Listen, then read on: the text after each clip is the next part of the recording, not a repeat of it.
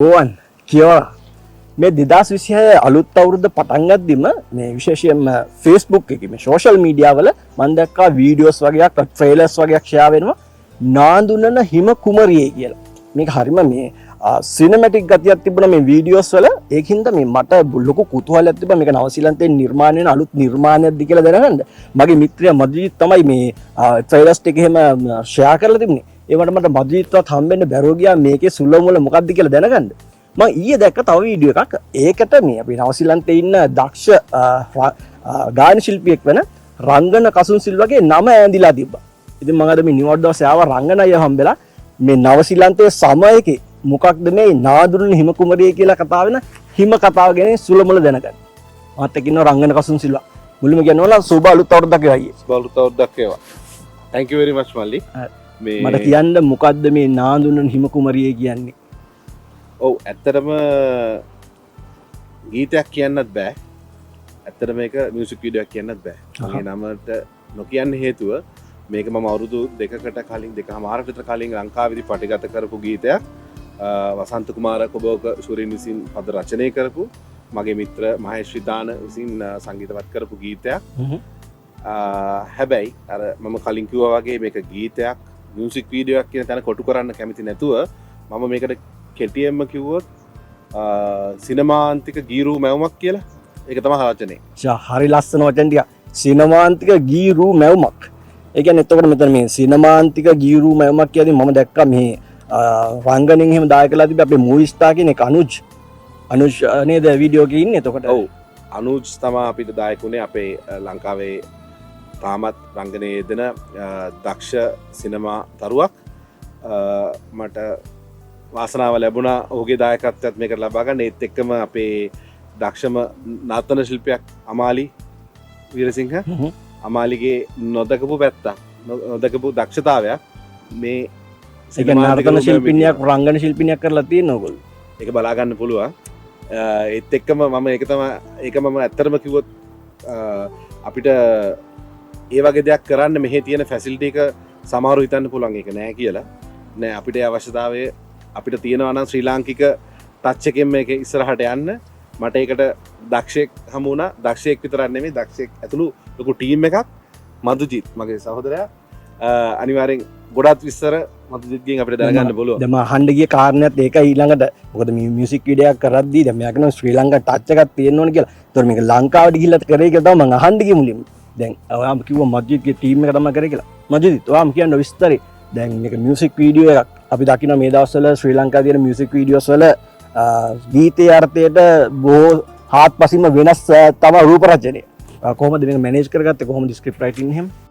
ඔව් මලිත් මෙහෙම ඇත්තටම මේ නිර්මාණය රංගන කිව්වා වගේම අවුරුදු දෙකකට කලින් වගේ තමයි මේක කරමු කියලා යෝජනාව ආවේ. ඉතින් එතන ඉඳලා ඉස්සලා මම මේ ගීතය ඇහුවම ඒක ඇත්තටම මේ අර චිත්‍රපටියක් බැලුවා වගේ අර චිත්‍රරූප මැවෙන්න ගත්තා. ඒ වචන වලට ඒකේ රංගනගේ ගායනයට එතකොට ඒ වගේ මේකේ පද රචනයට ඉතින් මේ මම රංගනට මුලින්ම කිව්ව දේ තමයි මේක මේ අපි මේ කලබලේ කරන්න පුළුවන් වැඩක් නෙමෙයි.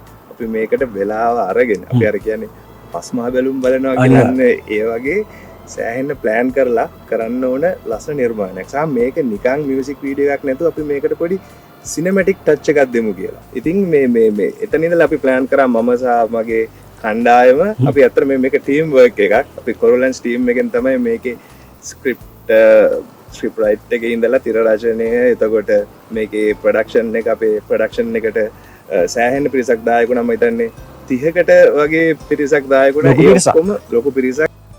දැන් රංගනයි අපි දැකලා තියෙනවා ඔයා මේ අපි ඉන්ඩෝ ඉවෙන්ට්ස් වලට වගේ ගායකයෙක් විදියට සම්බන්ධ වෙලා වගේ හැකියාව පෙන්නනවා. මේක වගේ පළවෙනි ස්වතන්ත්‍ර නිර්මාණයද මොකක්ද ඒ ගැන? නෑ ඇත්තටම කිව්වොත් මේක මගේ තුන්වෙනි ස්වතන්ත්‍ර නිර්මාණය. මගේ තව එක ඩුවට් එකක් තියෙනවා. ඊට කලින් කරපු අල්ටිනයි කියලා සෝං එකක් තියෙනවා. ඒකත් ලංකාවේදී අවුරුදු 4-5කට විතර කලින් කරපු එකක්. හැබැයි සම්පූර්ණ ප්‍රොජෙක්ට් එකක් විදිහට. ඒ කියන්නේ වොයිසින් ඉඳලා එතකොට ලොකු කතාවක් තියෙනවා. ඒ කියන්නේ අපි කොහොමද මේක ස්ක්‍රිප්ට් එක මේ සින්දුව ලිව්වේ, ඒක රචනා කරේ. එතනින් පස්සේ මට හම්බුණා පස්සේ වොයිස් කරේ. ඊට පස්සේ මෙතන අවුරුදු 3ක විතර ප්‍රොජෙක්ට් එකක් මම ඒක ගොඩක් දැනිච්ච දෙයක් මේක. කියන්නේ කම්ප්ලීට් ප්‍රොජෙක්ට් එකක් විදිහට කරපු පළවෙනි නිර්මාණය කිව්වොත් නිවැරදි. මොකද ඒක අර කරන්නම් වාලේ මන්තුජිත් කිව්වාගේ හදිස්සියෙන් නිකන් එළියට දාන්න ඕන සින්දුවක් නෙමෙයි මේක. ඒ නිසා මේක හරිම කාලේ පස්මහා බැලුම් බලලා හරි කාලේ දේශය හරිම දේශයට ආවා. මොකද හිම කියන එක අපිට මේ සමයක වුණත් අනිවාර්යෙන් මේකේ මේ සෝං එක බලද්දි තේරෙයි මොකද්ද අපි මේ කියන්නේ කතා කරේ කියලා. ඒකත් එක්කම හරි දේ එළියට දාපු ටීම් එකක් විතර ටීම් වර්ක් එකක් විතර එළියට ආපු පළවෙනිම නිර්මාණය කිව්වොත් නිවැරදි. මම හිතන්නේ වසන්ත කුමාර කොබව කියන්නේ ශ්‍රී ලංකාවේ ඉන්න සම්මානිත ගේයපද රචකයෙක්. එතුමන් විසින් රචිත ගීතයක් ගායනා කරන්න ලැබීම භාග්‍යයක් මම හිතන්නේ. අනිවාර්යයෙන්ම. ඒකෙත් ඒකයි මම කිව්වේ මේ වෙලාව මදි මට ඒ ගීතය ගැන කියන්නේ. එතුමා විසින් මට ඒ ගීතය ඇත්තටම කිව්වොත් එහෙම නිර්මාණය කරලා පැය දෙකක විතර ටෙලිෆෝන් කෝල් එකකින් එතුමා මට ගීතය ප්‍රදානය කරා. ඒ කියන්නේ එතුමාට ඕන වුණා මේ ගීතය එළියට යනවා නම් මේක අර මන්තුජිත් කිව්වාගේ අර හිතටම චිත්ත රූප ටික අනිවාර්යෙන් මේක තියෙන්න ඕනේ කියන ඉල්ලීම විතරයි එතුමා මගෙන් කරේ. මම හිතන්නේ ඒකට සාධාරණයක් මදුජිත් ඇතුළේ ටීම් එකෙන් අපි දුන්නා කියලා. මම පොඩි බාධා කිරීමක් කරොත් මේ ඇත්තටම ඒක අපිට චැලෙන්ජ් එකක් වුණා. මොකද දැන් සාමාන්‍යයෙන් ඒ ගීතේ රහ ඒ මියුසික් වීඩියෝ එකේ විෂුවල් එකෙන් හානි වුණොත් ඒ ගීතයට කරන අසාධාරණ. ඉතින් මම මේ ඇත්තටම රංගන්නට කිව්වේ මගේ ඔළුවේ වෙන්නේ මේ වගේ චිත්‍රයක්. ඒ වුණාට පද රචකයා එයාත් එක්කත් කතා කරලා අපි මේ මධ්‍යස්ථානකට එන්න ඕනේ. ඉතින් අපි තුන්දෙනාම මුලින්ම කරේ ඒ ගීතයට හානි වෙන්නේ නැති වෙන්න ඒ මියුසික් වීඩියෝ එකෙන් තව ඒ ගීතය අපි කියන්නේ පොඩක් උලුප්පල දක්වනවා කියලා. ගීතයේ රසය ඉස්මතු කරන්න උත්සාහ කරා. ඉස්මතු කරන්න. හරි. දැන් මම මජ්ජිත්ගෙන් අහන්නේ දැන් මජ්ජිත් අපි සාධාරණ කතා කරොත් මේ අංකුර කලා ශිල්පියෙක් නේ ඔබ මේ ශේෂ්ත්‍රයේ මේ මියුසික් වීඩියෝස් එකෙන් පටන් ගන්න මේ අලුතෙන් යන ගමනක්. ඉතින් මේ අනුජ් වගේ මම හිතන්නේ ලංකාවේ දැවැන්ත චරිතයක් දැවැන්ත මූවිස්ටාර්ගෙන එයාලා වගේ එක වැඩ කරද්දී ඒවාට මොන වගේ අත්දැකීමක් තිබුණේ කොහොමද පහසුද වැඩි? ඇත්තටම කිව්වොත් මුලින්ම පොඩි චකිතයක් තිබ්බා. මොකද මේ මීට කලින් අපි ෂෝස් වලදී හම්බෙලා තිබ්බා මිසක් වැඩ කරලා තිබ්බේ නැහැ. ඒ අවංකෙන්ම කියන්න ඕනේ පුදුම අර කියන්නේ නිහතමානී කලාකරුවෝ කියලා. එනේ එයාගේ අත්දැකීම් ඔයාලට අපිත් එක්ක බෙදාගත්තා. උදව්වක් වුණා. ඉතින් ඒක සෑහෙන්න වටිනවා. ඒ වගේම අපිත් නිහතමානීව ආඩම්බර වෙනවා. ඒ වගේ කලාකරුවෙක් අපිත් එක්ක එකතු වෙච්ච එක. අනිවාර්යයෙන්ම දැන් මදුජිත් කිව්වාගේ අපේ කණ්ඩායමක් හිටියා 30ක විතර. කියන්නේ මේක ගෲප් එකක් විදිහට අපි ස්ටාර්ට් කරේ මෙතන 14ක් 15ක් විතර අපි ෆික්ස් ක්‍රවුඩ් එකක් එක්ක. හැබැයි මේක අපි කරගෙන යද්දී අපේම අවට හිටපු ඒකට සම්බන්ධ වෙන්න දක්ෂතාවයේ තියෙන තව කට්ටිය එකතු වුණා.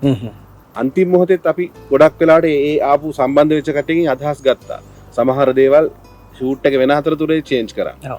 ඒවා කර හැමදේම අහුම්කන් දීලා ඒවටත් ඒ අවස්ථාවල් වලට ඒ අදහස් වලට මදුජිත් ගරු කරලා ඒවා හැමදේම අපි ප්‍රොඩක්ට් එකේ ක්වොලිටි එක ඉම්ප්‍රූව් කරන්න ඒවා යොදව ගත්තා. ඉතින් ඒකත් ලොකුම වින් එකක් විතර මම කියන්න කැමතියි. මොකද මේක තනි නිර්මාණයක් නෙමෙයි. මම කියන්න කැමති මේක මගේ නිර්මාණයක් නෙමෙයි.